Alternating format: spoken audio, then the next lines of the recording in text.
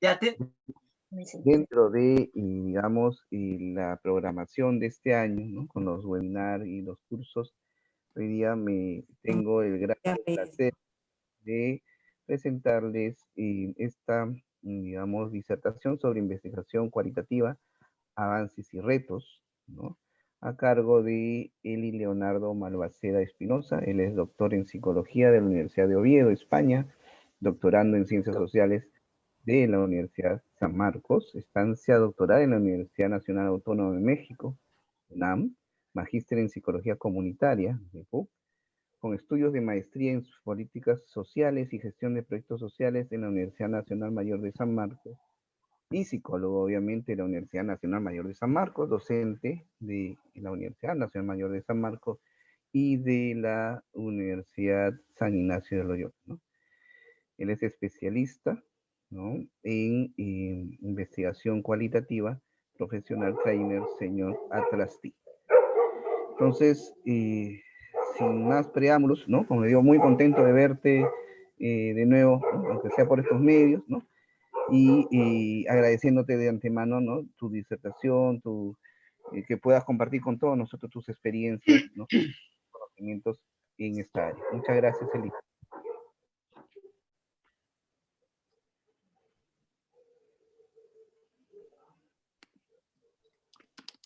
Buenas tardes. Hola, hola. Rafael, no te escuché lo último. Me imagino que ya ahora sí, ¿no? Ahora sí, Eli, todos tuyos para que puedas darnos tus conocimientos y experiencias en esta área. Muchas gracias. Excelente. Muy bien. Ahora sí, bueno, buenas noches con todos y con todas. Espero que se encuentren muy bien. Muchas gracias, Rafael. Siempre es un gusto hablar contigo, ya sea presencial, ya sea virtual, y siempre es un agrado estar, digamos, en diálogo permanente aquí y en otras coordinaciones que también estamos realizando. Buenas noches a ti, buenas noches con todos y con todas. Vamos a empezar esta reunión, que es una conversación básicamente, ¿no? Es una conversación entre ustedes que están aquí y yo que estoy aquí, y vamos a hablar un poco sobre investigación cualitativa, vamos a comentar algunos detallitos de lo que pasa con esta investigación cualitativa. Y bueno, antes que nada, solamente pedirle a todo el mundo que ingrese, que apague el micro, y que si es que quiere hacer alguna pregunta, yo no tengo ningún problema con que los que están en la sala al menos pregunten. Si es que están transmitiendo esto por otra vía, pues también, ¿no? Que me avisen las preguntas. Y una última pregunta, Rafael. ¿Cuánto tiempo es el que dispongo? Ok. 45 minutos, 45 minutos, Okay. pero si estás haciendo el trabajo de repente ¿no? De retroalimentar, podríamos irnos Okay. una hora. Sí, está bien, 45 minutos, sí.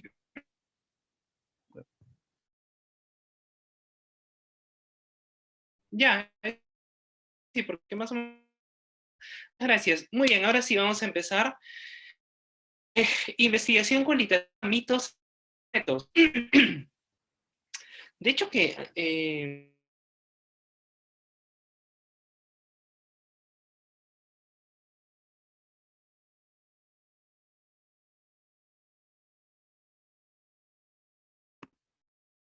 Hola, hola.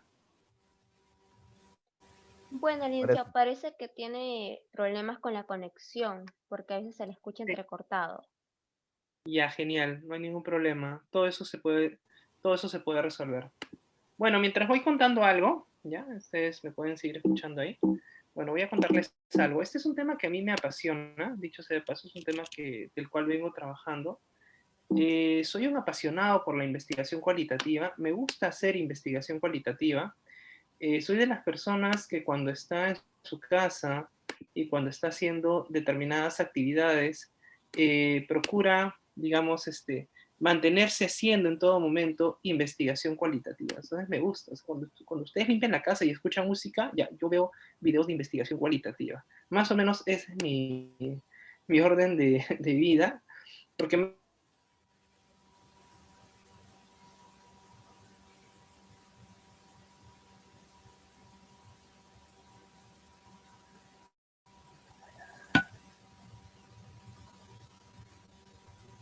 ahí está. somos Alice, somos parte de gente que está promocionando aquí en Perú y que está buscando hacer investigación cualitativa aquí en Perú. Pero bueno, ya vamos viendo un poquito de eso. Habitualmente nosotros en la investigación cualitativa nos suelen contar muchos mitos, ¿ya? Hay muchos mitos sobre la investigación cualitativa. Vamos a hablar un poco de mitos, vamos a hablar sobre los avances que hay en torno a la instrucción, al trabajo sobre esos mitos, pero también acerca de los avances en investigación cualitativa, que están bastante interesantes, ¿no? Y qué es lo que podemos hacer más adelante. Lo primero, o el primer mito con el cual nos han contado y nos han cantado en la universidad y en todos los espacios en los cuales vamos y en los cuales queremos hacer investigación cualitativa, es que no hay mucha investigación cualitativa, ¿no? No hay mucha investigación cualitativa publicada, y por tanto, va a ser difícil que si tú estás trabajando en investigación cualitativa, la publiques. Es uno de los grandes mitos, digamos, que nos cuentan, y es una de las grandes cosas que nos suelen decir, y en realidad no hay mucho asidero para eso. Vamos a verlo en un rato más. No es que no se publique investigación cualitativa, hay investigación cualitativa, hay muchas revistas de investigación cualitativa. El asunto es que, pues, de repente pasa algo, ¿no? Con estas investigaciones cualitativas. Otro mito que nos suelen contar es acerca de que, bueno, tú vas a hacer investigación cualitativa y por ende los antecedentes que deben ser acerca de investigación cualitativa. Un poco más, y como decir algo así, ¿no? Que, bueno, si tu enfoque es cualitativo, todos tus antecedentes deben ser cualitativos. Ajá, ya. Pero si tú eres investigador cualitativo, tú debes saber que en la investigación cualitativa nosotros estudiamos realidades muy específicas. ¿Y sabes lo que cuesta encontrar estudios similares en realidades muy específicas? Ya pues, ¿no?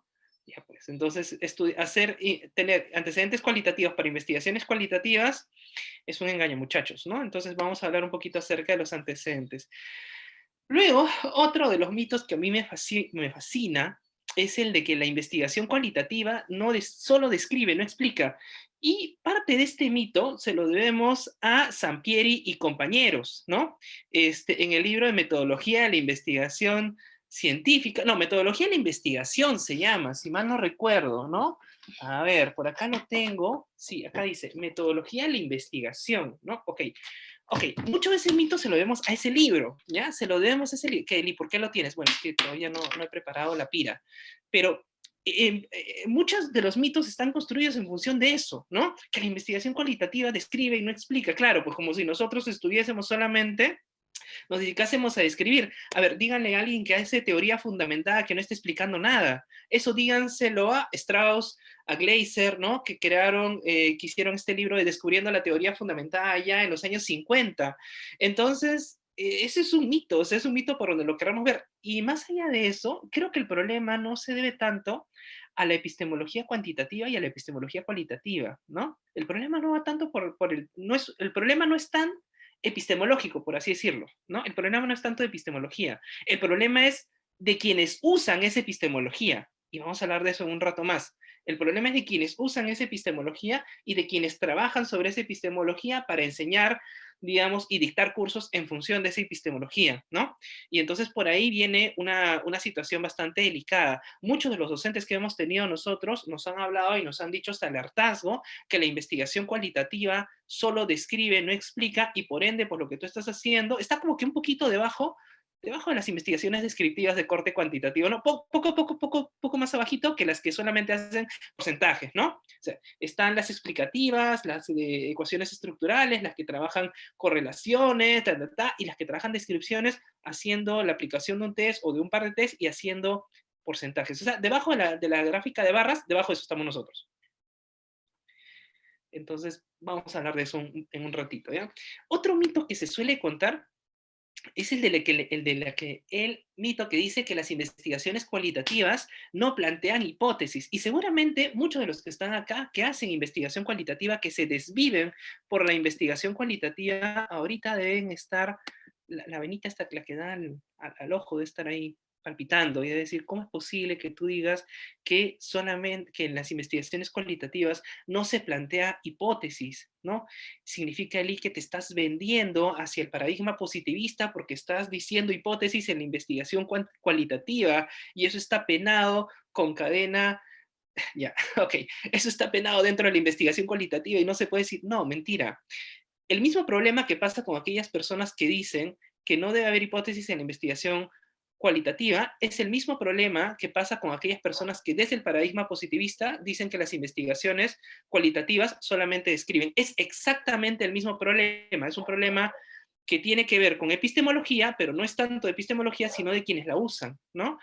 Entonces, es más un problema de ese tipo, ¿no? Vamos a ver que en las investigaciones cualitativas nos vamos a plantear hipótesis a cada rato, ¿no? Se le llaman hipótesis provisorias, hipótesis provisionales, como la quieras llamar. El asunto es que nos planteamos hipótesis a cada momento, ¿no?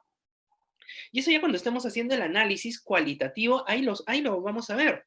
No es que las hipótesis en la investigación cualitativa no se generan antes, pues. No se generan en el diseño, ¿no? No se generan cuando estás pensando, ¿no? No, se generan en el proceso, cuando estamos caminando en el análisis de los datos, ¿no? Y en el análisis de los datos nos damos cuenta si es que, por ejemplo, hay un elemento A o una categoría, un código A, que está apareciendo de manera, digamos, más significativa en un determinado grupo y queremos ver si es que ese código, esa categoría que es significativa para un grupo, también lo es para otro. ¿Qué es eso? Si no es hipótesis, no sé qué es, ¿no? O sea, si no es plantearnos una pregunta y no sé qué es, si no es de repente tener ideas o respuestas tentativas frente a ello en medio del análisis, entonces no sé qué es. Entonces, en la investigación cualitativa vamos a ver que pues también nos planteamos hipótesis, ¿no? Otro mito, quizás el más divertido, es el que dice que la investigación cualitativa no es objetiva. Ya, pues, no es objetiva. ¿Cuál es el problema? No entiendo, ¿cuál es el problema? ¿La investigación cuantitativa lo es? O sea, ¿la investigación cuantitativa es objetiva porque tiene números? ¿Qué quieren que la investigación cualitativa tenga números para que sea objetiva? O sea, una investigación por tener números ya es objetiva. Todos los que están acá y que hacen hecho o que hacen investigación cuantitativa, pregúntense eso. Y pregúntense, y por favor aquí pónganse la mano al pecho, pregúntense si todos los que han hecho investigación cuantitativa en algún momento de sus vidas no han cuchareado los datos. ¿Saben lo que es cucharear los datos, no? ¿Saben lo que es cucharear los datos? ¿Sí? ¿Sí? Sí saben lo que es cucharear los datos, ¿no? Cuando, por ejemplo, estás haciendo el análisis de confiabilidad de tu prueba y de repente dices, ajá, este ítem de acá no me está bajando la confiabilidad. Entonces lo que voy a hacer es pues lo elimino, ¿no? Lo elimino, ya está, y mi confiabilidad sube. O no hacen eso. Ya pues. ¿Por qué haces eso? ¿No? Entonces, ¿lo haces? No, y la respuesta puede ser ahí interesante. Lo hago para que la confiabilidad suba. Ya, no, pero esa no ha sido mi pregunta. Ese es el para qué, ¿no? ¿Para qué lo haces? Para que la confiabilidad suba. Yo te he preguntado por qué lo haces, ¿no? Entonces ahí nuevamente el problema es más epistemológico, ¿no? O sea, claro, lo haces porque tiene un número bajo, ¿no? Entonces, porque el indicador es bajo y, digamos, eliminando ese ítem, pues tu confiabilidad sube. Y en realidad eso se hace muchas veces, ¿no? La pregunta es que ahí influye también, digamos, la presencia del investigador, porque al final es el investigador quien decide eso, ¿no? O sea, no es que, qué sé yo, haya una regla pactada, no es que haya una regla fija, ¿no? No es que haya un consenso evidente, ¿no? Entonces son investigadores que fijan ello, ¿no? Son investigadores que fijan a partir de 0.7, a partir de 0.05, o sea, son investigadores que fijan ello, ¿no? O sea, el creer que la realidad está dada, el creer que la realidad es única y que la realidad es tal cual como nosotros la vemos en determinados libros, pues es comerse ya el cuento, ¿no? Es, digamos, haber volteado la cara a la epistemología y no querer ver que, digamos, tras esas decisiones que nosotros leemos en los libros, hay gente que las toma, ¿no?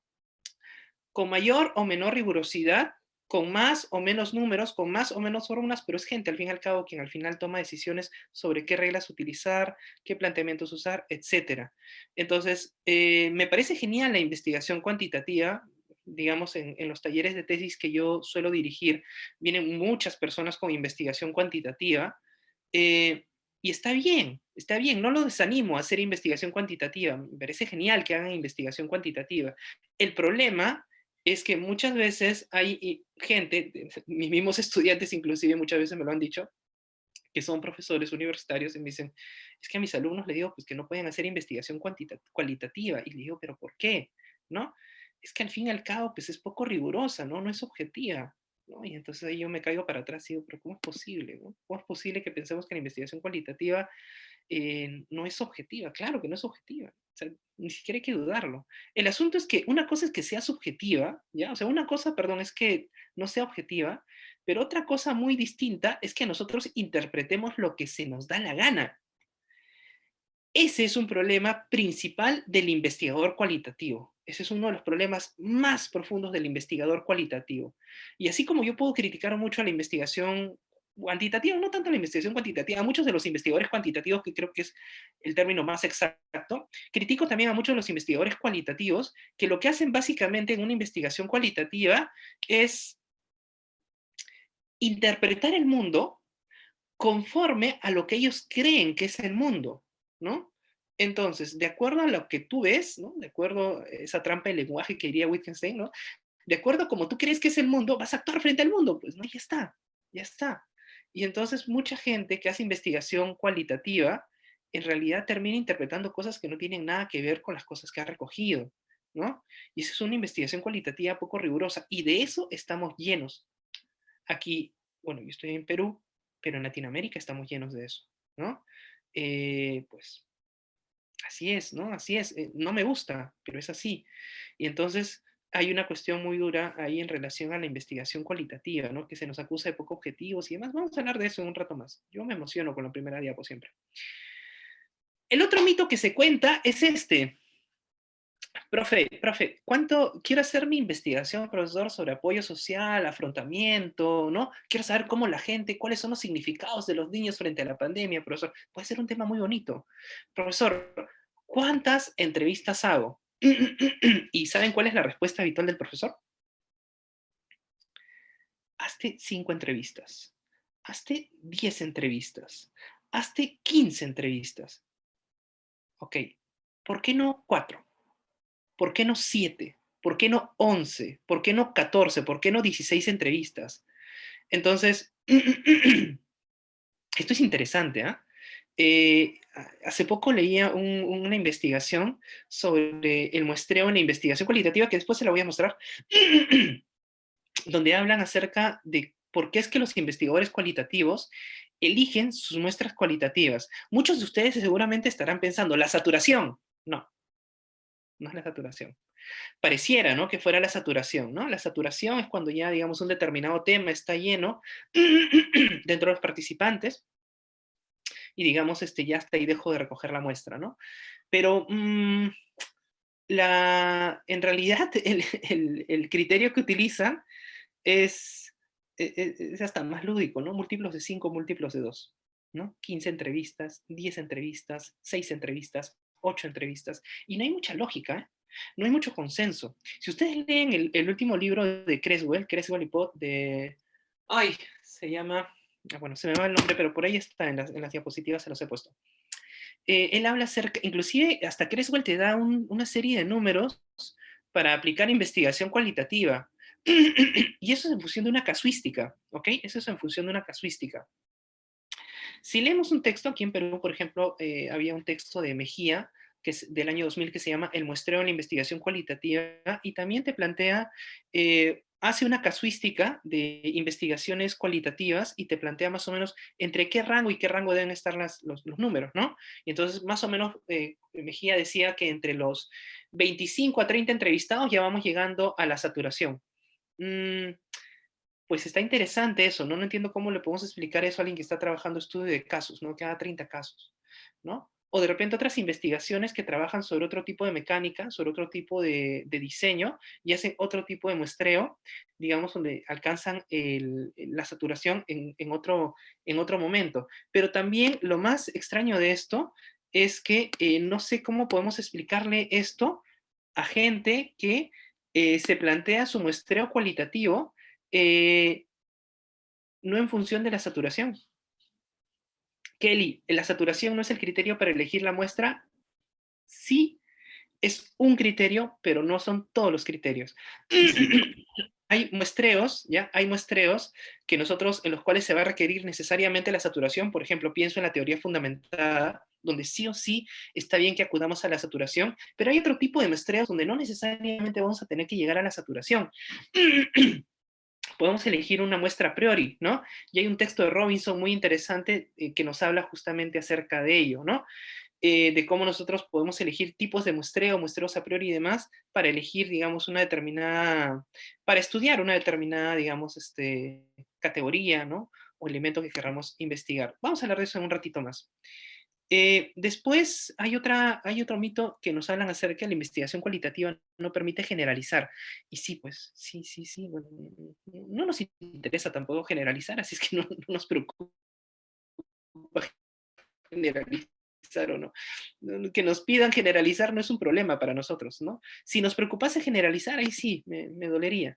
Pero no duele, no hay problema. En tu análisis de datos solo resume lo más importante y listo, y se acabó.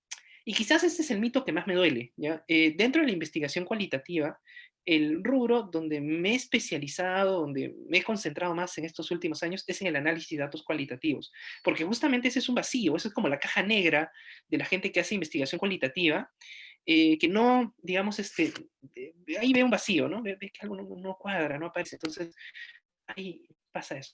La investigación cualitativa es muy larga y costosa, ya, créanme que eso lo he visto, y lo he visto lamentablemente en muchos chicos que hablan acerca de la investigación cualitativa, y que pues cuando hablan de la investigación cualitativa se frustran, ¿no?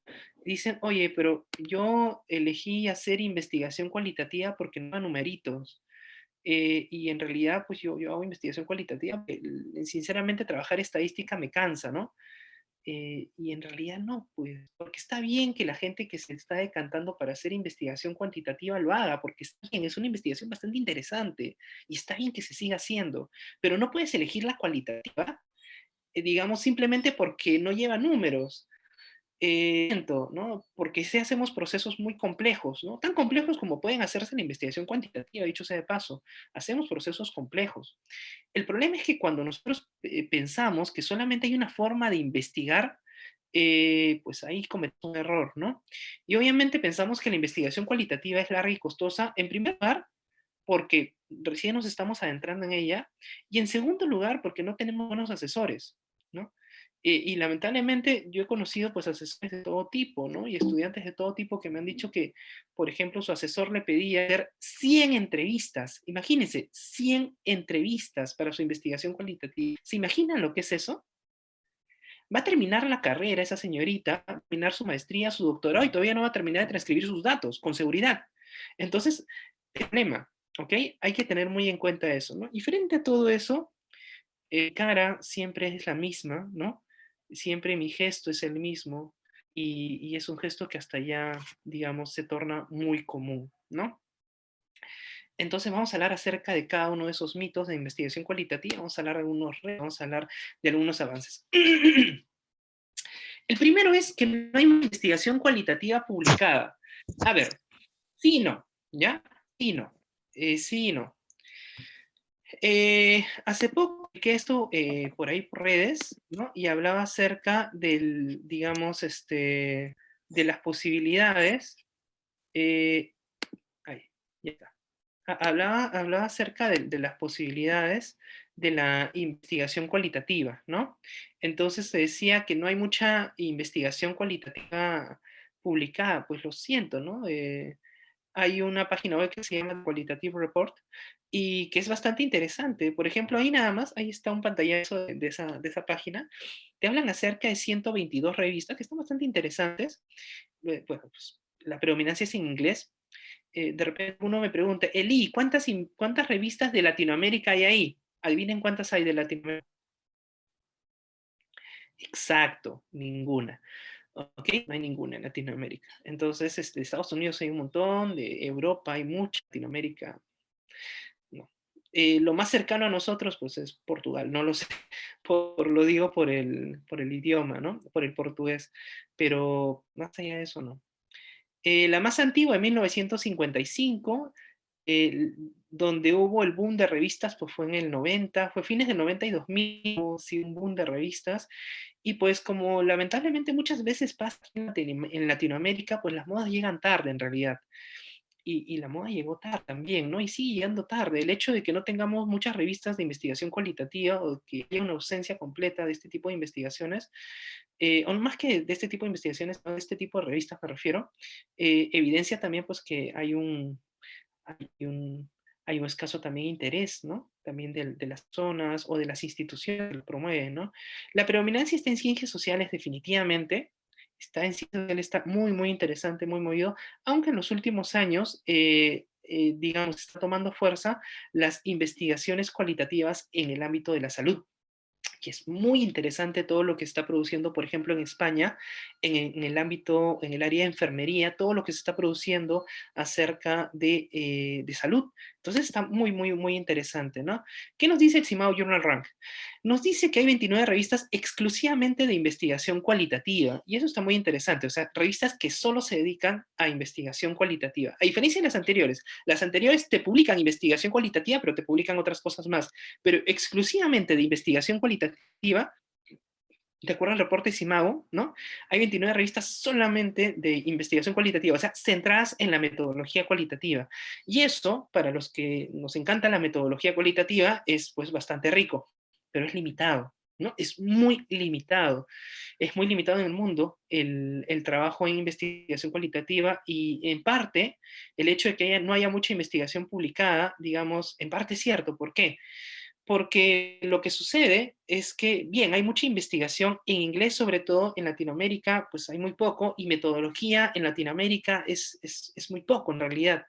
Sería interesante, sería muy bueno, digamos, tratar de profundizar más en lo que tiene que ver no solamente en las investigaciones cualitativas, sino en producir metodología cualitativa, ¿no? Muchas de las cosas que yo les voy a contar a lo largo de las siguientes diapositivas está centrada en investigadores, pues, anglosajones, ¿no?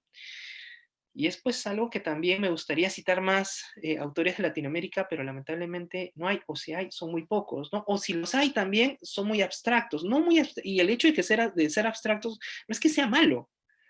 Lo que pasa es que hay, digamos, autores aquí por Latinoamérica que hablan de la investigación cualitativa, pues que están en lo abstracto, en la nebulosa y difícilmente aterrizan. Y de eso hay muchos aquí, ¿no? Felizmente uno de los que me gusta citar a mí, uno de los que me parece más interesante en investigación cualitativa, que me gusta citar, que es muy concreto, es Miguel Martínez Miguelés. O sea, si alguien de acá está recién entrando en lo que es la investigación cualitativa, mi primera sugerencia es Miguel Martínez Miguelés. Es mi primera sugerencia por donde lo vean. Entonces, eso por ahí va siendo lo primero. Pues en Latinoamérica y en Perú, pues ya nos contarán ustedes, hay gente de varios países por acá y seguramente nos pueden comentar pues cómo ocurre en Colombia, en México, ¿no? Cómo se da la investigación cualitativa. Les decía yo en la primera diapositiva que nosotros, yo vengo también como todo lo que ha señalado mi estimado, al inicio, ¿ya? Como ha señalado Rafael al inicio, pero también vengo como parte de la Asociación Peruana de Investigación Cualitativa, ¿no? Y la idea es que sigamos moviendo digamos, ese camino, ¿no? Bien, voy con lo siguiente. Antecedentes cualitativos para investigaciones cualitativas. Lo que pasa es que si nosotros nos vamos a centrar en que solo vamos a querer hacer investigaciones cualitativas, en que solamente vamos a querer, digamos, trabajar investigaciones cualitativas con investigaciones cualitativas, va a pasar el tiempo y nos vamos pues, a aburrir, ¿no? Sin embargo, yo creo que la idea va más a fondo, ¿no? El enfoque cualitativo, como bien diría Martínez Miguelés, trata de identificar la naturaleza profunda de las realidades. Entonces acá le pongo una imagen, es una imagen referencial. En la medida que nosotros tratamos de abordar la naturaleza profunda de una determinada realidad, el sistema de relaciones, la estructura dinámica, o sea, aquello que le da razón de ser, aquello que es el corazón de un fenómeno que esté ocurriendo, de un objeto que estemos investigando, por ejemplo, significado de la muerte para personas que están, qué sé yo, en COVID, ya está, que están en una situación, que están enfermos por COVID, ya está. ¿Qué significa para ellos la muerte, no? Significado del buen trato para niños que se encuentran en un albergue, no lo sé. Entonces, estamos investigando cosas y tratamos de ver cosas que hay en el fondo. Ahora, si la idea de la cualitativa es estudiar cosas que hay en el fondo, lo cualitativo en ese sentido no se opone a lo cuantitativo. Y es que esto es interesante, ¿no? No hay una pseudo, no hay una cierta oposición, o sea, no existe esa oposición. Como muchos lo quieren hacer ver y como muchos de repente piensan que hay una situación en la cual lo cualitativo y lo cuantitativo están en pelea, ¿no? O sea, se ven, o sea, imagínense, ¿no? Yo veo un cualitativo por la calle, voy y le pego, ¿no? Se piensa eso, no es así. No es así, nosotros no estamos peleados. Mis mejores amigos son investigadores cuantitativos, por así decirlo, ¿no? Y charlamos y nos reímos mucho de las cosas que hacemos. Entonces, no es que haya problemas con la investigación cuantitativa, cualitativa. El problema no es ese. Ya les he dicho, el problema no viene tanto por el lado de la epistemología cuanti y la epistemología quali, por ahí no viene el problema. El problema viene cuando la persona que está haciendo investigación cualitativa o cuantitativa utiliza ese tipo de investigación y entonces tiende a sesgar mucho, ¿no? Desde la propuesta que manejo, que es la de Martínez Migueles, me interesa mucho cuando él señala que lo cualitativo, trata de estudiar al fondo, ¿no? Trata de estudiar lo que hay en el fondo, no se opone a lo cuantitativo, porque lo cuantitativo, al fin y al cabo, digamos, estudia aquellos elementos de los seres humanos, aquellas casuísticas de los seres humanos, aquellos fenómenos, que, digamos, están más en la capa exterior, ¿no? Como estos elementos se encuentran más en la capa exterior, por ejemplo, si yo quiero estudiar el fenómeno de imaginemos, pues, un afrontamiento frente al COVID, ya está, ¿no? Yo puedo tomar una prueba, un cuestionario, un test, ¿no? Y ese test me va a dar razones, me va a dar indicadores, ¿ya? Acerca de lo que esté pasando en ese fenómeno. Yo lo puedo tomar como un elemento más que me sirva para explicar lo que hay de fondo. En ese sentido, no hay una contradicción, sería ilógico que haya una contradicción entre la cual y la cuanti, ¿no? Lo que hay es una complementariedad, ¿no? Lo que hay es una complementariedad, que se siga haciendo investigación cuantitativa, genial, y que se siga haciendo investigación cualitativa, también genial, solo que la investigación cualitativa tiene otro enfoque, ¿ok? Va a estudiar esas cuestiones de fondo. Con la cuantitativa no podemos hacer eso, pues. La cuantitativa, nosotros aplicamos un test, dos test, lo que sea, y lo máximo a lo cual vamos a poder aspirar es a cruzar todos ustedes de la manera que nuestra creatividad dé, ¿ya? Para explicar lo que tienen esos test, pues, ¿no? Pero no vamos a poder ir más allá de ello, ¿no? En la cualitativa, al contrario, es una exigencia ir más allá de ello, ¿no? Como muchas veces lo comento a mis estudiantes, es decir, cuando tú tomas una prueba, ¿no? Un test, por ejemplo, tú llegas hasta donde te dé el test. Y si tomas 3, si tomas 4, si tomas 5, mejor, ¿no? Y qué sé yo, está bien, está interesante. Bueno, a menos que aturdas al participante, ahí sí no es mejor, ¿no? Pero entonces, a medida que vayas aplicando, pues puedes ir, digamos, conociendo más a fondo. Ok, pero conoces hasta donde te permitan todo ello, ¿no? Y hasta donde te permitan aplicar tus pruebas y demás, ¿no? Pero no vas a poder llegar más a fondo, digamos, en la medida que tienes una limitación. En la cualitativa, es para nosotros una exigencia ir más a fondo, ¿no? Hoy día, por ejemplo, estaba con un estudiante y estábamos haciendo análisis de datos cualitativos, le estaba revisando sus análisis de datos y eh, de pronto él me muestra sus codificaciones y yo le digo, pues mira, esta codificación tienes que corregirla, acá tienes que ponerle un código porque no tiene un código, entonces tienes que ponerle un código, ¿no? Porque ese código te refleja lo que la persona te está diciendo. Y me dice mi alumno, que lo quiero mucho, pero bueno, así pasa con nuestros alumnos a veces, me dice, pero profesor, ¿eso no sería complejizar más el análisis? Y yo le digo, oye, pero de eso se trata la investigación cualitativa. La investigación cualitativa se trata de complejizar el análisis, de no quedarte solo con lo que te den las personas, sino ir más al fondo, ¿no? Ir más al fondo en función de las respuestas que tengan esas personas. Entonces, no se trata de solamente quedarnos con la primera parte, sino que trata de ir más allá, ¿no? Se trata de integrar. El enfoque cualitativo obviamente es interpretativo. Cuando decimos que es interpretativo y es objetivo, no decimos que el investigador interprete lo que se le da la gana. Basta de hacer eso. Y si acá hay investigadores cualitativos, por favor, entiendan, basta de hacer eso, basta de interpretar lo que se te dé la gana. Así no funciona la investigación cualitativa. Así le haces daño a la investigación cualitativa, ¿ok? Serías algo así como el partidario de la ivermectina de la investigación cualitativa. No hagas eso, ¿ok? No hagas eso porque al fin y al cabo, en la investigación cualitativa, lo que nosotros hacemos es ir a fondo, ¿ok? Es ir a fondo del asunto y tenemos que ser muy rigurosos, ¿no? la construcción del conocimiento es un proceso sistemático, crítico, es un proceso de mucha profundidad, de mucha teoría, no es un proceso neutral y no está libre de creencias, pues. No está libre de creencias, ¿no? No está libre de creencias, ni nosotros, ni la cuantitativa, ni la cualitativa.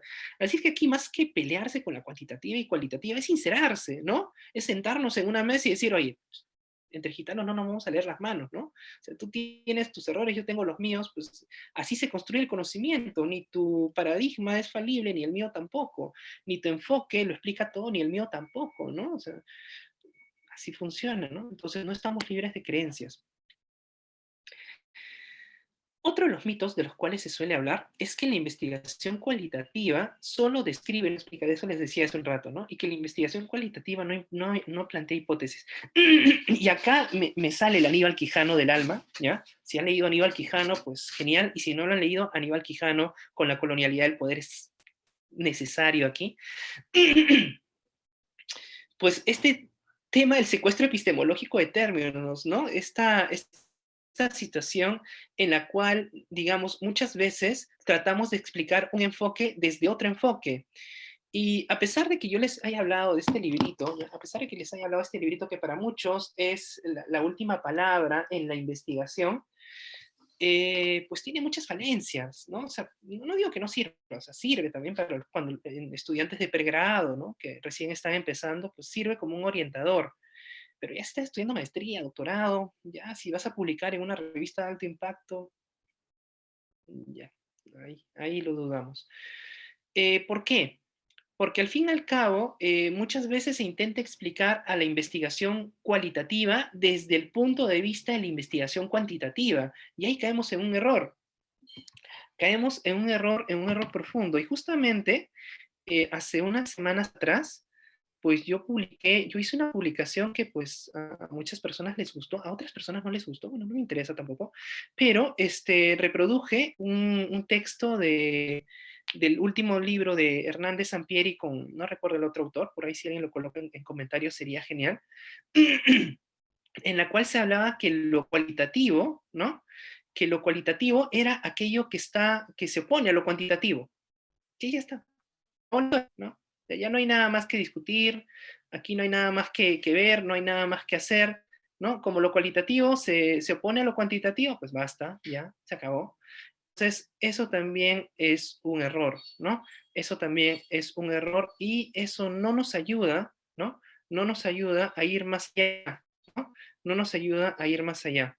Les leo la cita concreta, ¿no? Dice Hernández y Mendoza, del 2018, ¿no? En realidad la ruta cualitativa representa un conjunto heterogéneo o variedad de concepciones, visiones técnicas y estudios no cuantitativos. Perfecto, se solucionó el problema.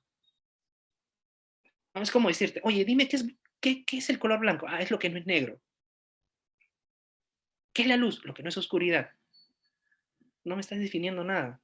Entonces, hay un problema ahí, ¿ok? Hay un problema, y hay un problema si queremos o si endiosamos a metodólogos y después mismos errores que ellos, ¿no? Entonces, pues yo sugiero eso, que si leamos algo, pues lectura crítica, no le hace daño a nadie, lectura crítica. Y creo que mejor le hacemos a los autores cuando los leemos críticamente que leer para, digamos, solamente dar la razón a sus argumentos, ¿no? Imagínense qué diría Popper de nosotros, ¿no? Con el falsacionismo, ¿no? Popper se asustaría, ¿no? Se revive y se vuelve a morir, ¿no? O sea, no, pues, ¿no? Entonces, ahí hay que ver mucho sobre desde dónde estamos hablando para definir a un tipo de investigación, un tipo de enfoque, ¿no? Hay como un secuestro epistemológico de términos, ¿no? No, que la cualitativa solo describe, no puede explicar. Ya, pues, pero ¿desde dónde?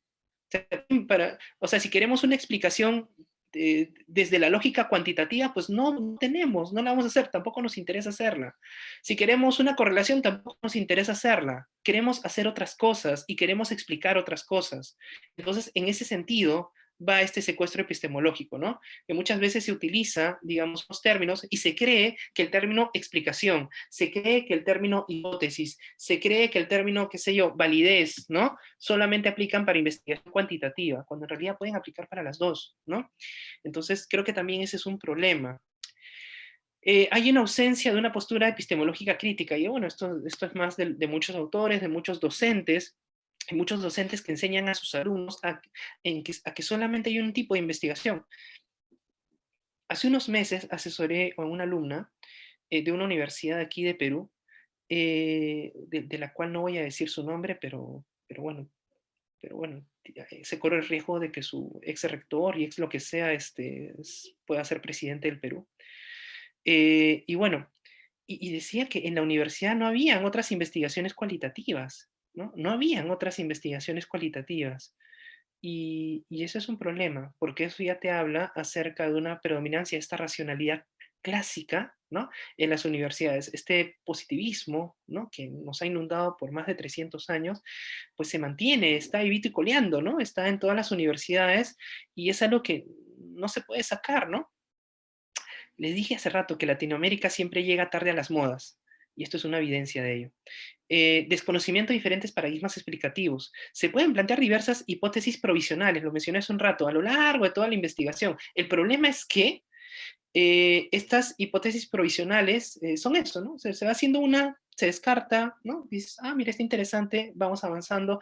No vamos a plantear prueba de hipótesis en la investigación cualitativa, no me imagino hacer una prueba de hipótesis en la investigación cualitativa como se hace en la cuantitativa, no, por ahí no va la historia, ¿no? Por ahí no va. Utilizamos otro tipo de lógicas, utilizamos lógica semántica, ¿no?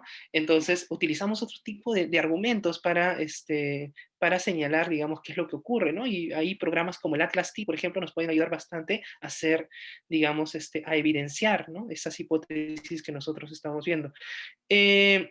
Y también, pues aquí es necesaria la vigilancia epistemológica, ¿no? Es clave aquí la vigilancia epistemológica y es importante para todos nosotros. Rafael, te veo ahí y no sé si preocuparme. Son las 7:46. ¿Cuánto tiempo me queda? Dime tú. Yo no sé, yo creo que depende de ti, nosotros Estás estamos acá. estás sin micro, mi amigo. Ah, ¿sí? ¿Me escuchas? ¿Aló? ¿Me escuchas? Ah, ok, Sí, sí la escuchamos. Sí, ya, pero sí te escuché lo que me dijiste. Sí, Eli, lo que Escuché. quieras. Unos 10 minutos creo que puede ser. Ya, excelente. Ok, ok. 10 minutitos para no cansarme y no cansarlos a ustedes y también que hagan sus preguntas y conversemos, que de eso se trata. La investigación cualitativa no es objetiva. Ya, bueno, este es uno de esos mitos, ¿no? Lo que me gusta mucho cuando habla acerca de epistemología crítica es Ignacio Martín Baró. Ya sé que Ignacio Martín Baró tiene otra línea completamente dentro de la psicología social, pero aquí solamente cojo un pedacito de Martín Baró para hablarnos sobre la objetividad, digamos, acerca de la objetividad, ¿no? Y que ese tema es interesante, ¿no? Que la objetividad no significa la neutralidad frente al objeto de estudio, ¿no? Y eso también desde que hemos leído a Berger y Luckmann, ¿no? En la construcción social de la realidad, ¿no? Entonces, si es que hemos revisado este librito hermoso, ¿no? La construcción social de la realidad, si lo hemos leído, pues ya sabemos pues, que el tema de la objetividad pues, está de más, ¿no? Discutir sobre objetividad ya queda como que en el aire, ¿no? Entonces, la objetividad no es neutralidad, pues, ¿no? Y muchas veces se piensa que debemos ser objetivos, en realidad no, desde que ya compartimos el espacio con la persona, ¿no? Sobre la cual vamos a investigar o vamos a trabajar, pues ya, ¿no? La objetividad como que queda en un segundo plano. O sea, tampoco con esto digo, pues, que tú, la persona que vayas a entrevistar, y pues ya te vayas a tomar con ella, ¿no? Te vuelvas su amigo, y que se vayan a pasear, y que tengan una relación de pareja. No, eso no lo hagas, nunca, jamás. De eso no se trata. Se trata de que clarificar la relación entre el sujeto que está investigando, ¿no? Y el objeto cognoscible, ¿no? El fenómeno, estudio, lo que quieres averiguar. Entonces, se habla de esa claridad. Pero quien más me gusta aquí es Miguel Martínez Migueles, ¿no? En pleno rigor, la visión del ojo de Dios o la visión desde ningún punto de vista, me encanta esa frase, ¿no? La visión desde ningún punto de vista. Maestro Miguel Martínez Migueles, ¿por qué te tuviste que ir? Es decir, la plena neutralidad o objetividad pues es simplemente imposible, ¿no? No se puede salir nosotros mismos, ¿no? Siempre vamos a estar aquí en el contexto, ¿no? El ejemplo que siempre le pongo a mis estudiantes es que imagínense que yo, pues ya, para no meterlos ahí, imagínense que yo de repente he sido abusado en mi infancia, ya está. Y que a mí de repente me pidan hacer una investigación con abusadores sexuales, ¿no? La pregunta es, lo que yo haga, o digamos, mi vivencia, ¿no? sea que haya trabajado, sea que no le haya trabajado, sea que haya ido a terapia, sea que no haya terapia. Mi pregunta es, ¿eso que yo tengo influenciará o no influenciará sobre lo que yo encuentre? Entonces, el ejemplo es duro, ¿ok? El ejemplo es muy difícil, pero también nos dice, nos habla acerca de esta realidad de la cual no nos podemos escapar, ¿no? Cambiemos si quieren el ejemplo de que no sea abuso sexual, que sea otra cosa, ya, igual, me mandan a estudiar maltrato infantil y ya yo he recibido maltrato infantil. Una vez estaba en una clase y les decía a mis alumnos, les decía, imagínense la siguiente situación. Una madre de familia dice, y el ejemplo se los planteo a ustedes, ¿no? Dice, mi esposo cada vez que viene del trabajo me golpea, ¿no? No me da dinero para cocinar y aún sin darme dinero para cocinar yo tengo que buscarme y tengo que darle de comer. Tengo que hacer las cosas para que él esté bien, ¿no? Y digamos, tengo que hacer todo pues para que él esté bien y así con todo me golpea, me insulta. Y yo les decía a los chicos, ¿no? ¿Y qué códigos le pondrías a eso, ¿no? Para hacer análisis de contenido cualitativo. Y algunos me decían, profe, eso es machismo, ya, genial. ¿Qué más? Profe, eso es violencia contra la mujer, ya, ¿qué más? Eso es tal. Y una alumnita me dijo, profe, la mujer se deja golpear. Ok, le dije. Entonces, para ti, todo lo que te he narrado significa que la mujer se deja golpear. Sí, profe, ¿no? Es que la mujer tiene la culpa porque ella se deja golpear. Y fíjense qué interesante ese discurso. Es muy interesante porque esto nos habla del punto de vista de la persona que va a hacer posteriormente una investigación. En la investigación cualitativa, ¿nos salvamos de eso? No. Por eso es que en la investigación cualitativa, mientras más rigurosa, mejor. Igual que la cuanti, ¿no? Mientras más criterios de rigurosidad le pongas, mejor. Como digo, ¿no? Mientras más candados, mejor, porque eso nos va a ayudar, ¿no? Entonces se suele confundir la parcialidad con objetividad, ¿no? El que un conocimiento sea parcial no significa que sea, pues, subjetivo, ¿no? O sea, todos somos parciales en algún sentido, pero hay que ver cuál es el rigor que nosotros le vamos a poner. Y vamos a ver que hay muchas estrategias para generar el rigor en la investigación cualitativa. El mito del muestreo es el que viene a continuación. El mito del muestreo cualitativo. Uy, esto es... Abajo están los autores, por si a alguno de ustedes les interesa seguir profundizando. Tomo una muestra de 20, tomo una muestra de 15, tomo una muestra de 5. ¿Ya por qué dicen eso los asesores de investigación cualitativa? Miren, para empezar, el muestreo cualitativo es intencional. O sea, en todo caso es intencional. ¿Está mal que sea intencional? No. Está mejor inclusive que sea intencional. ¿Por qué? Porque cuando es intencional nosotros direccionamos sobre el punto específico que queremos investigar. Por ejemplo, si yo tengo 50 madres de familia que están en un comedor, ¿ya?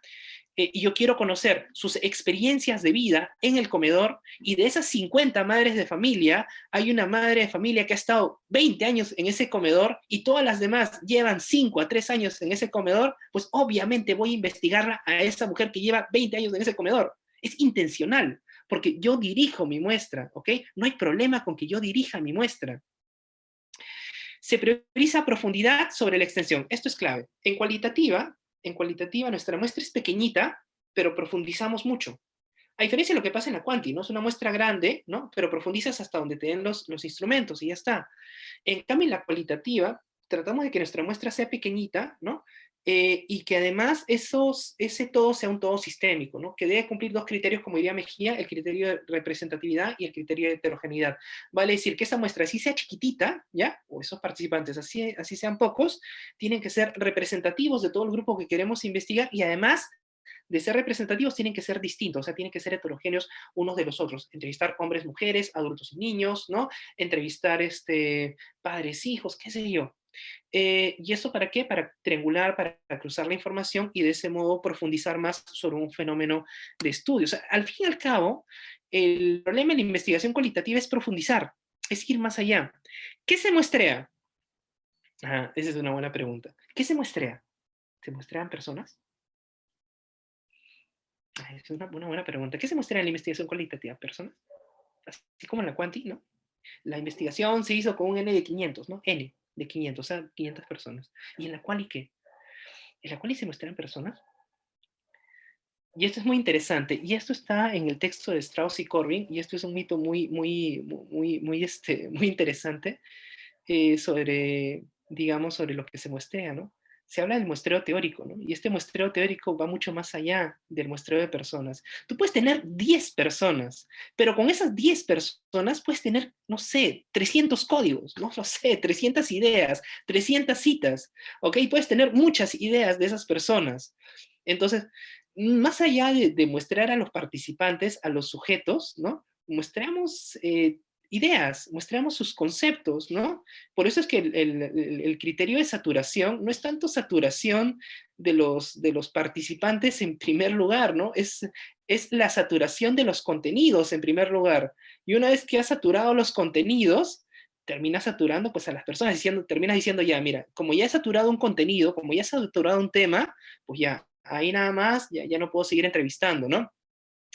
Entonces, eso también es interesante, ¿no? Entonces, digamos, ya hay que ir más allá, ¿no? Hay que pensar un poquito más y también hay que dejar de comparar, ¿no? No porque en la cuantitativa se trabaje con una muestra, con un N de participantes, acá también vamos a trabajar con un N de igual a participantes, ¿no? Es diferente. Hay diversos tipos de muestreo en investigación cualitativa. Por favor, a todos los que enseñan investigación cualitativa, ya dejen ya de decirle a sus estudiantes que solamente se puede alcanzar el número de participantes a través de la saturación. No, no es la única vía, no es la única forma. Hay otras formas, hay muestreos que tú te puedes plantear para investigaciones sin necesariamente recurrir a la saturación. La saturación está interesante para lo que es teoría fundamentada, para lo que no es teoría fundamentada, podemos aplicar otro tipo de cosas, ¿no? Hay un muestreo, por ejemplo, que a mí me encanta, que es el muestreo estratificado de investigación cualitativa. Chequen el texto de Robinson. Es un muestreo muy interesante que nos ayuda a cumplir con estos criterios de representatividad, heterogeneidad y todos los demás, ¿no? Hay diferentes procesos para alcanzar a la muestra, ¿no? Se piensa que pues el único proceso para conseguir la muestra cualitativa es la conveniencia, ¿no? Bueno, muestreo a los que pasan por afuera de mi casa, ¿no? No, pues hay otro tipo de muestreos.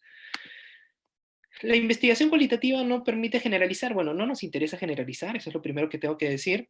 ¿Se puede generalizar a partir de algunos casos? Sí, ya que no se generaliza el número, se generalizan las ideas. Cada vez que alguien viene y me dice, Eli, pero una investigación cualitativa que le haces en un colegio, pues ¿para qué va a servir, no? Ya, ok. No sé si acá la mayoría sea psicólogo o psicóloga. ¿Ustedes han leído a Jean Piaget? ¿Han leído 6 estudios de psicología? 6 estudios de psicología, es un texto bonito, chiquito. Yo lo leí hace muchos años. Y si has leído 6 estudios de psicología, ahí Jean Piaget te habla acerca de los procesos de acomodación, de ajuste, y te habla acerca del preoperatorio, operatorio concreto, operatorio formal. Es un texto bellísimo, es un texto muy lindo de Piaget, donde te habla acerca de estos procesos que viven los niños, ¿ya? Para su desarrollo cognitivo. Y está bien lindo. Ok, sobre ese texto de Piaget se han creado instrumentos, porque está bonito, ¿no? Se han creado varios instrumentos, se han creado varias cosas, se han creado teorías, ¿no? Y se ha aplicado alrededor del mundo entero. No te estoy hablando de cientos de personas, no te hablo de miles de personas, te hablo de billones de personas. Lo que se ha aprendido ahí se ha aplicado a muchas personas, alrededor de todo el mundo. Ahora viene la pregunta de fondo. ¿A cuántas personas tuvo que haber investigado Piaget para producir ese libro? ¿Cuántas? Suéltame el número que quieras. Suéltame, cualquier número, el que tú desees, suéltame el que tú quieras. Ahí está Rafael. Rafael, ¿cuántas personas son? 2. Listo, ¿qué más? 3, 4. Pon el número que quiera. A sus hijos.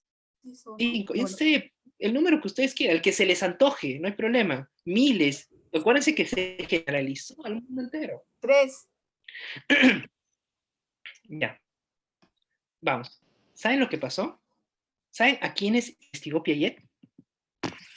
A sus hijos. A sus hijos. Okay. ¿Cuántos cientos de hijos? Ok, ya está.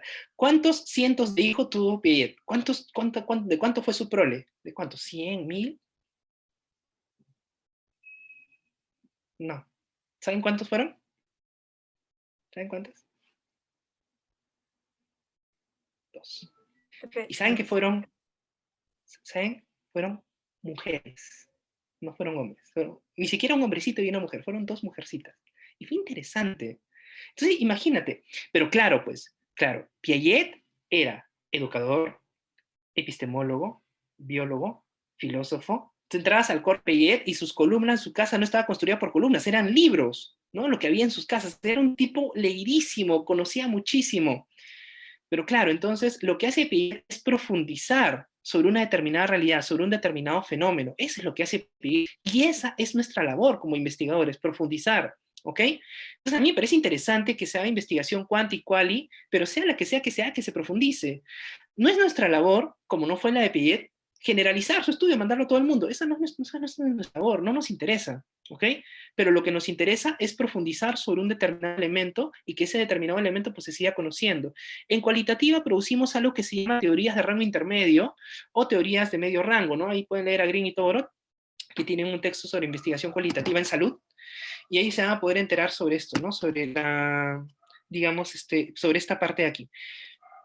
Entonces, el esfuerzo investigador debe dirigirse más hacia la identificación del patrón estructural. También lo dijo hace un momento Martínez, ¿no? Debemos dirigirnos hacia el corazón del problema, ¿no? Lo que a nosotros nos interesa es lo que hay de fondo, ¿ya? ¿Qué hay detrás de ese problema que estamos investigando?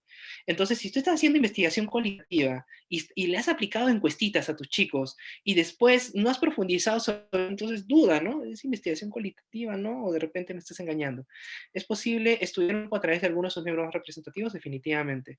Bien, esta de acá me encanta. En tu análisis, y esto lo he visto muchas veces, ¿eh? Muchas veces se les suele decir a los chicos quieren hacer su análisis de datos cualitativos, y el profesor les dice, bueno, tú ya has hecho tus entrevistas, pues si ya has hecho tus entrevistas, lo único que tienes que hacer es resumir, y lo más importante, y eso más importante es tu análisis de datos. Falso. Ahí estamos haciendo una praxis como investigadores cualitativos. Y justamente mucho digamos, de las críticas que se nos hace desde el lado más cuantitativo, de los investigadores cuantitativos, es que somos poco rigurosos. Y en parte les doy la razón. Muchas investigaciones cualitativas se hacen con escaso rigor.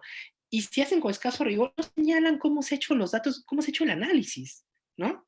Algo tan básico. Entonces, lamentablemente, cuando yo leo muchos textos de sociología o de antropología, el tema del análisis se queda muy corto, en realidad. Se queda así como que en el aire, ¿no? No sé, no encuentro así mucho asidero en la parte metodológica, ¿no? Cuando leemos uno, por ejemplo, de ciencias sociales o de antropología, me deja ese sinsabor. Me deja ese sinsabor. He leído varios por aquí y me deja un poquito ese sinsabor. Pocos son los que he conocido, en los cuales sí, efectivamente, hay una rigurosidad cuando se habla de análisis de datos cualitativos, que eso es lo que debería pasar, ¿no? Y en eso sí me quito el sombrero en el área cuantitativa. Muy bonitos textos, muy bonitos trabajos con rigurosidad cuantitativa que son de verdad una envidia en términos epistemológicos, ¿no? Está bien con sus numeritos, que está bien, que me alegran con sus numeritos, me alegran el día, pero pues está muy bien para ellos, pero nosotros en investigación cualitativa tenemos otra epistemología, tenemos otra forma de acercarnos a la data, que no necesariamente vamos a utilizar numeritos, pero podemos utilizar otras cosas para hacer cosas así de bonitas, ¿no? Y bueno, en el análisis de contenido cualitativo, pues es una técnica de investigación que busca realizar inferencias replicables y válidas de datos cualitativos. Fíjense que he utilizado dos palabritas que pueden ser hasta un poco, digamos, fuertes para un investigador cualitativo. He utilizado el término replicabilidad y el término validez. Entonces, el término replicabilidad tiene que ver con que si tú haces una investigación cualitativa y has sistematizado bien tu información, y luego viene otra persona que va a hacer una investigación con tu mismo instrumento de repente, utilizando tu mismo marco teórico, referencial de repente, puede llegar a más o menos lo mismo que tú has llegado. No digo que llegue a lo mismo, eso no va a pasar, que llegue a más o menos lo mismo, que sus interpretaciones sean más o menos, vayan más o menos por la misma línea. A eso nos estamos haciendo referencia con la replicabilidad. No que va a encontrar exactamente lo mismo, eso no va a pasar. ¿Por qué? Porque los investigadores son diferentes, pues eso es en primer lugar. Y lo segundo, la validez. ¿A qué se refiere con la validez? Nos referimos a que el investigador debe dejar clarísimo, debe dejar muy claro cuáles han sido esos pasos que ha seguido para alcanzar eso que está alcanzando, esa conclusión o ese resultado que va a tener. ¿Cuáles son los pasos que ha seguido? O sea, por ejemplo, ha codificado, ¿ok? Después de codificar, ha contrastado, se ha hecho un proceso de método comparativo constante para verificar códigos y categorías, ha señalado, ha creado un mapa semántico, cómo ha construido las relaciones en ese mapa semántico, cómo ha plasmado ese mapa semántico en resultados, qué ha hecho previamente para, digamos, contrastar los datos, ¿no? Ha aplicado una matriz, ¿no? De códigos, documentos, ha aplicado búsqueda avanzada, etcétera, etcétera, etcétera. Esos son los pasos que más o menos debemos seguir para llegar a tener nuestros resultados cualitativos, porque si solamente leemos y resumimos lo que hemos encontrado, pues simplemente no estamos haciendo investigación cualitativa, y lo siento porque hay muchas investigaciones cualitativas de este tipo. ¿Quieren leer a profundidad algo de esto? Klaus Krippendorf. Klaus Krippendorf viene trabajando sobre análisis de contenidos de los años 80, es decir, desde antes de que ustedes y yo naciésemos, ¿no? O sea, desde antes, tú no nacías y él estaba haciendo investigación cualitativa, análisis de contenido. Entonces, hazle caso. Se realiza una conceptualización basada en material subjetivo empírico, ¿no? Eso es interesante, eso siempre lo digo. Existen formas de análisis de contenido basadas en códigos y no basadas en códigos. Y este también es otro lío, porque justamente se suele pensar que el análisis de contenido solamente tiene códigos. No, porque tenemos el análisis de discurso también, que es otra cosa. Los sociolingüistas, los que trabajan en el área de comunicaciones, los que trabajan en toda esta área de lingüística, trabajan muy bonitos textos sobre análisis de discurso. Antropólogos trabajando en análisis de discurso, muy bellos, ¿no? Pero pues son dos cosas distintas, ¿no? En el análisis de contenido basado en código, pues se trabaja de ese modo; en el no basado en código se basa en otro modo. Ahí está el texto de Silver y Lewis, que es muy claro aquí. Y finalmente, el análisis de contenido cualitativo no necesariamente es inductivo. Y por favor, aquí también lo mismo que les dije hace rato, ¿no? No caigamos en esos extremos, ¿no? No caigamos en esos extremos de que, no, la cualitativa solo es inductiva. No, señor, la cualitativa no solo es inductiva. El análisis cualitativo puede ser inductivo, deductivo o híbrido, ¿ok? Se puede utilizar diferente literatura antes de comenzar una investigación. Y esto lo dijo Strauss y Corbin. Strauss y Corbin, no sé si te suena el nombre de Strauss. Ansel Strauss es la que trabajó con Andy Glaser. ¿Y sabes quién es Andy Glaser, o quiénes fueron Andy Glaser y Ansel Strauss? Los que crearon la teoría fundamentada. Entonces, imagínate, tienes a este dinosaurio trabajando, que digamos prácticamente le debemos mucho a la investigación cualitativa, diciéndote a ti que recién estás empezando la investigación cualitativa, oye, utiliza teoría, pues. O sea, imagínate, ni el mismo creador de todo esto, ¿ya? Ni los mismos iniciadores, digamos, de toda esta historia, hablan acerca de que no debes usar teoría, y tú pues te vas a creer más que ellos y vas a decir, no, no utilices teoría. En fin, la hipotenusa, dicen, ¿no? Muy bien. Esto de aquí es lo que les decía, ¿no? Las diferentes lógicas, inductiva, deductiva, híbrida. A mí particularmente me interesa más la lógica híbrida, ¿no? Y aquí están los autores, ¿no? Donde vas a recoger datos cualitativos de manera inductiva y los vas a cruzar con los datos de tu marco teórico referencial, y puedes crear teorías de medio rango que les hablaba hace un ratito, ¿no? Quizás ahí el texto clave es el texto Swain, ¿no? El texto Swain, este de acá, ¿no? Del acercamiento híbrido, ¿no? Esta aproximación híbrida, es clave aquí, yo se los recomiendo. Y de repente quien está empezando con investigación cualitativa y quiere tener bases de investigación cualitativa, el texto de, digamos, Brown y Clark del 2006 sobre Using Thematic Analysis in Psychology es quizás el texto más importante. Si quieren, al final les dejo las referencias. Finalmente, porque ya estamos cerrando ya con estas últimas diapos, y ahora sí los voy a dejar ahí tranquilo. Esta es mi penúltima diapo, ¿eh? Ahí está Rafael. La investigación cualitativa es poco rigurosa. Ya. Esta es una crítica que la voy a aceptar hasta cierto punto, y es un mito que voy a aceptar hasta cierto punto, porque definitivamente hay muchas investigaciones cualitativas que son escasamente rigurosas, y eso pues no hay que obviarlo, ¿no? Hay muchas investigaciones cualitativas que de verdad dejan mucho que desear. Existen, sin embargo, diversos criterios de rigurosidad. Donna Mertens, por ejemplo, en el 2015 plantea criterios bastante interesantes, ¿no? El de confirmabilidad, credibilidad, entre otros, bastante interesantes. Se pueden establecer criterios de diferentes tipos. Por ejemplo, uno de ellos, que es un criterio, digamos, muy cercano a lo que se plantea en las orientaciones cuantitativas, es el del acuerdo intercodificador, ¿no? Que, como dice ahí, es el porcentaje de veces en que dos codificadores independientes coinciden cuando trabajan sobre el mismo material. Bueno, para explicárselo en cristiano, como dirían, es cuando si tú tienes un texto, una data, y la analizan dos investigadores, ¿no? Un investigador lo analiza de un modo, ¿no? Y el otro investigador supuestamente lo analiza del mismo modo, tienen que llegar a las mismas conclusiones. Y eso es interesante, pues eso puede ser muy bonito, ¿no? El asunto es que, claro, ¿cómo cuantificas eso, no? Entonces ahí se plantea, por ejemplo, lo que es el alfa de Krippendorf. ¿Les suena Krippendorf? Es el del que les hablé hace unos minutos atrás. Y es que Krippendorf es un monstruo en realidad. Y bueno, este tipo plantea el alfa de Gryffindor, que es el acuerdo intercodificador entre dos o más investigadores que pueden llegar a un mismo acuerdo, digamos, en el análisis de la data, ¿no? Por ejemplo, las revistas de alto impacto, ¿no? De Q1, Q2, Q3, en más o menos será pues unas 6, 7 revistas de 10 utilizan acuerdo intercodificador. O sea, no es una obligación, no es que ustedes lo tengan que utilizar ya. O sea, no es algo que se les esté obligando, pero vamos, que puede ser una cuestión que de repente en este momento no es tan llamativa, pero quizás más adelante sí. Yo se los dejo ahí para que ustedes ya consideren su utilización o no. Repito, no en toda investigación se debe utilizar acuerdo intercodificador. Y finalmente, la validación de contenido, que también se puede hacer, ¿no? O sea, la validación de contenido, calcular una B de Aiken a través de lo que te dicen tus jueces para saber si el instrumento está bien elaborado, ¿no? Pues es una forma, ¿no? Al fin y al cabo también es un acuerdo entre los jueces para ver si están de acuerdo o no con los ítems, ¿no? Y al final se promedia, porque al final la B de Aiken, pues, en términos sencillos, es el promedio, el promedio, el promedio, ¿no? O sea, al final es un promedio nada más que se saca de si las personas están de acuerdo o no, ¿no? Ya está, al final de repente ya no le pongas numeritos, ponle estás de acuerdo o no estás de acuerdo, ya está. Al final es lo mismo, ¿no? O sea, al final es que se lo des a alguien para que alguien lo evalúe. Pero también lo que plantea Miguel Valles en este texto famoso sobre técnicas de investigación social, o Miguel Martínez Miguelés en Ciencia y Arte de Investigación Cualitativa, es el piloto, ¿no? Trabajar siempre un pilotaje del instrumento es muy valioso. Existen los Journal Article Reporting Standards, los JARS, ¿no? Los JARS y los COREG, ¿no? Los JARS y los COREG. ¿Qué te dicen los JARS y los COREG? Los JARS y los COREG pues son los criterios sobre los cuales nos movemos los que hacemos investigación cualitativa para hacer investigación cualitativa. Hey tú, estudiante, psicólogo, psicóloga, ¿no? Que estás estudiando tu maestría y que te miden o que te evalúan con una rúbrica cuantitativa. Tú estás haciendo investigación cualitativa y te piden hipótesis de repente, ¿no?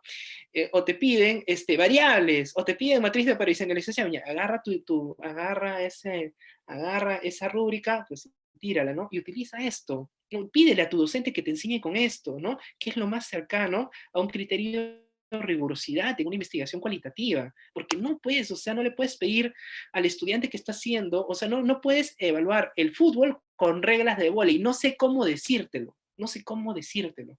Y esto va dirigido para quienes están aquí en la sala y enseñan investigación cualitativa o tienen asesorados en investigación cualitativa, y para todos aquellos que están haciendo investigación cualitativa y de repente los están evaluando de un modo que no se les debe evaluar. Entonces te están bajando puntos ahí. Entonces, de repente plantéalo tú, ¿no? De repente tú estás haciendo tu investigación y mira, ya sabes que como no tienes un criterio bueno para evaluarme, pues acá te ofrezco para que me evalúes con los YARS o que me evalúes con los COREG. Me parecen más interesantes los COREG que los YARS. Eso ya es cuestión personal, pero vamos. Tareas del investigador, y con esto cierro esta presentación, ya muy animada, que me ha durado 70 minutos. Tareas del investigador. Ignacio Martín Baró hace muchos años se planteó, ¿no? ¿Cuáles son las tareas del psicólogo social? Cuando él hablaba acerca de las tareas del psicólogo en proceso de liberación, ¿no? En este libro muy bonito que se llama Psicología de la Liberación. Bueno, voy a coger un poquito de eso para plantear 3 tareas liberadoras, 3 tareas del investigador cualitativo. Primero, promocionar la investigación cualitativa, ¿no? Asistir a eventos, ¿no? Ustedes sabían que dentro de poco va a ser el Congreso Iberoamericano de Investigación Cualitativa. Va a ser ya, pronto, pronto, pronto. No se preocupen, yo tampoco voy a asistir, está carísima la entrada, pero pronto va a ser el congreso, ¿no? Vayan a eventos, ¿no? Acudan a esos eventos, son bastante bonitos. Organizarse, ¿no? La Asociación Peruana de Investigación Cualitativa, por ejemplo, de quien les habla, ¿no? No es mía, es del grupo, de los que estamos moviendo.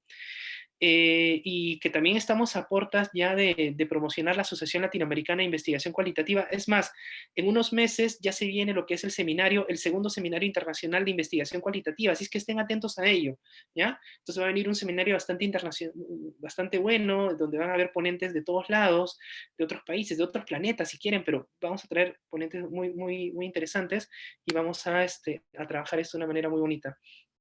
Y finalmente, organizarse mucho y solicitar la enseñanza de la investigación cualitativa en sus universidades, porque eso también nos afecta. que el curso seminario de tesis no solo sea cuantitativo porque eso los afecta a ustedes. Y finalmente, pues que las tesis ya dejen de ser esas tesis kilométricas de 100 hojas para un estudiante de grado, de 80 hojas, ¿no? Y que sean tesis tipo artículo, ya vamos produciendo, estamos muy bajos en producción científica y la mejor forma de producir o la forma que utiliza el mundo es a través de artículos. Latinoamérica siempre llega tarde, no no sigamos siendo así, produzcamos más artículos, más investigaciones cortas, breves y donde podamos conseguir mucha profundidad. Mi estimado Rafael, yo y mi garganta estamos ya cansados. Ya dimos lo que tuvimos que dar. Les agradezco a todos ustedes por todo este tiempo, por haberme escuchado estos 70 minutos casi. Yo muy feliz de compartir. Y bueno, pues ahora vamos a escuchar las preguntas que puedan tener. Gracias. Gracias, Eli, bastante interesante lo que acabas de mencionar. Vemos pues definitivamente la pasión que tienes por esta área, ¿no? De investigación. Hay algunas preguntas sobre, por ejemplo, dónde podrían ir consiguiendo estos bibliografía, ¿no? Etcétera, etcétera. No sé si de repente puedes dejar algún contacto, correo, no sé, ¿no? Estaban preguntando por la Asociación Peruana de Investigación Cualitativa, ¿no? Ya, genial. Bueno, lo primero, Rafael, ahí está mi correo, no lo había colocado, ya lo coloqué, ahí está mi correo, pero también pueden ubicar por el Facebook, también está así, estoy en el Facebook de esa misma manera, y también a la Asociación Peruana de Investigación Cualitativa, ahí está el logo ahí arriba, búsquenla en el Face y también lo van a ubicar, por favor, pues que vamos a publicar eventos, y es más, dentro de poco, a partir de marzo vamos a tener un evento mensual donde vamos a traer invitados que hacen investigación cualitativa a exponer y vamos a conversar sobre investigación cualitativa al menos una vez al mes y ya obviamente después se viene el seminario, ¿no? Excelente. ¿Alguna pregunta más? No sé si del público. Bueno, desde aquí ya irte agradeciendo, Eli, por tu tiempo, por tu garganta, que sé que estás bastante cansado, ¿no? Y te has esforzado para poder estar en toda esta hora, más de una hora creo, y más bien agradecemos también tu tiempo, ¿no? Y de repente puedes comprometerte para ir viendo algún tipo de, digamos, otros eventos que podamos estar juntos, ¿no? Y coordinar en algún momento, ¿no? Dios mediante, ¿no? Sí. Sí, no te preocupes, sabes que siempre puedes contar conmigo, mi estimado, para estas aventuras, no hay problema. Estoy leyendo algunas preguntas que han colocado en el Zoom, lo que pasa es que no he tenido el Zoom abierto, para que no, o sea, el chat abierto para que no me distraiga, pero por ahí veo una pregunta de Selene. Selene dice, ¿qué candados se pueden poner dentro de la quali? Yo he hablado de varios, mi estimada. Para empezar, por ejemplo, en lo que es el análisis de datos cualitativos, pues tener claro cuáles son los procesos. Si te ciñes a Swain o si te ciñes a Brown y Clark, pues ahí ya tienes un buen candado.